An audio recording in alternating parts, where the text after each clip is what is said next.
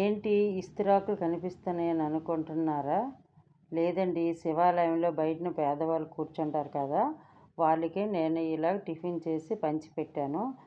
ఈ మధ్యన పంచుతున్నానండి. ప్రతి సోమవారం 10 మంది లేదా 15 మంది ఉంటారు. ఈరోజు మాత్రం 15 మంది ఉన్నారండి. ఈ రోజుకి ఉప్మా చేశాను. అప్పుడప్పుడు నేను ఇంటి దగ్గర వీలు అవ్వనప్పుడల్లాను టిఫిన్ బయటన కొనేసి మా వారు ఇచ్చేస్తారు. ఈ గోధుమ నూక ఎలా ప్రిపేర్ చేశానో చూడండి. నేను కేజీ పావు తీసుకున్నాను. కేజీ పావుకి 5 గ్లాసులు గోధుమ నూక వచ్చింది.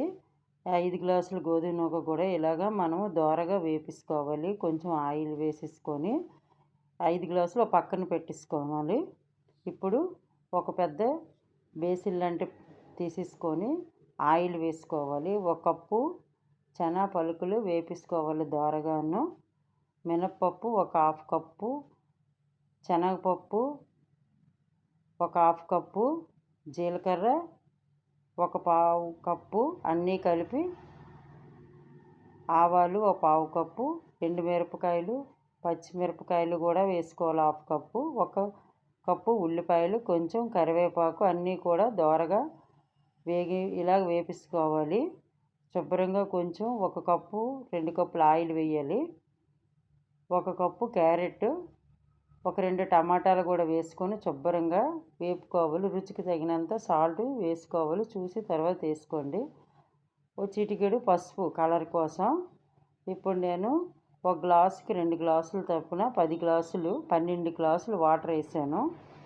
ఎందుకంటే కొంచెం మెత్తగా అవ్వాలి కదా. ఇలాగా దోరగా మనం లో ఫ్లేమ్లో పెట్టుకొని శుభ్రంగా ఇలా కలిపేసుకోవాలి.